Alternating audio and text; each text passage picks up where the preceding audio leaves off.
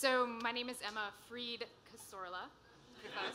I run a blog called Philly Love Notes, which is a collection of almost 200 love letters that people have written to different parts of the city.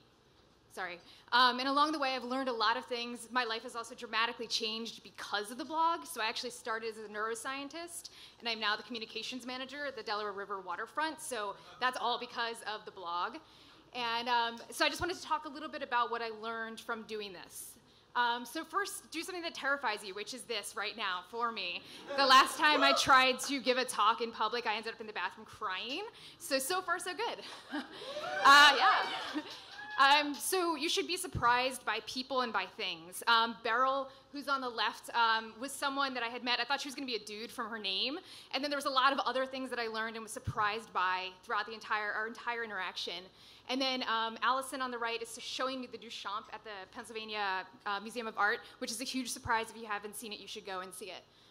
You should be open to new experiences, whether it be Comic-Con or Carnivolution, two things that I would have never gone to had people not written love letters to it.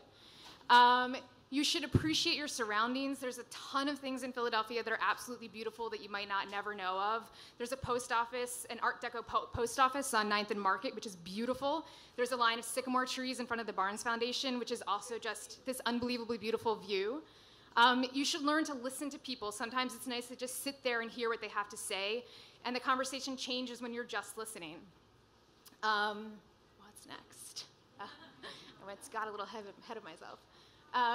You should revel in other people's excitement. So whether that be a kitchen supply store or the tugboat Jupiter, there are things that can wear off on you and can sort of enlighten you and make you look at Philadelphia in a different way. And it's nice to see the excitement of other people.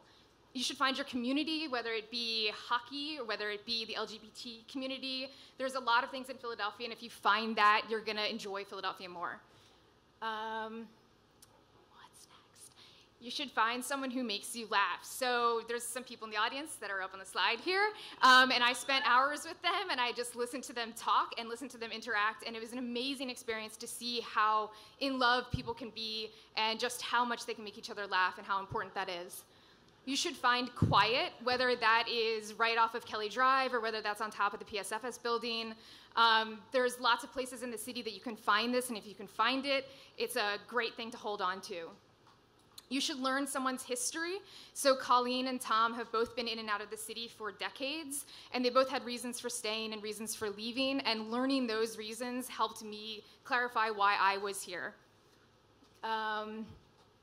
You should document what you love. So I've written a couple love notes to the city myself.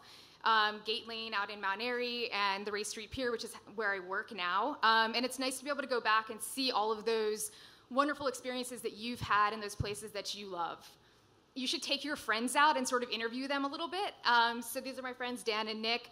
I took them out for drinks, and the experience was completely different than it would have been had we just been bar hopping or going to a club or something. You should go out of your way to do things. So for Jill, I had to take my bike out to Fox Chase and then go bike riding with her. And for Joel, I had to take the Route 40 bus back and forth across the city. And both times I woke up in the morning and I didn't want to do it, but it was totally worth it. And there's a lot of times where you should just absolutely do something that might take a lot of effort, but it's worth it. You should eat liberally. Philly is a great food city. Paisanos, South Philly Tap Room. And you should drink even more liberally. So I've found that most of my love note meetings happen over drinks. And a lot of times I am literally asking strangers to just have a drink with me. And there's nothing romantic about it. It's just two people sitting down and having a drink. And a lot of people, those people have become my closest friends. And it's a great way to meet people. And I would strongly recommend it. And then you should fall in love, whether that's with someone, whether that's with the city like me, whether that's with your neighborhood. Michelle, you're out there. And then you should find your spot. So the spot that brings you joy and happiness. For me, that's Hardena in South Philly, the top of the PSFS building. And find the spot that you love that you would take someone to. And then on that note, if you guys have any things that you love and you want to tell me about it, you can submit them at Philly Love Notes. And I'm always taking them, and we meet and I hang out. We hang out and take some pictures. And then because we all love Philly here, I'm assuming, we're throwing the next Why I Love Philly party on December 6th at the Art and Theater, and everyone should come, and everyone's invited. So come.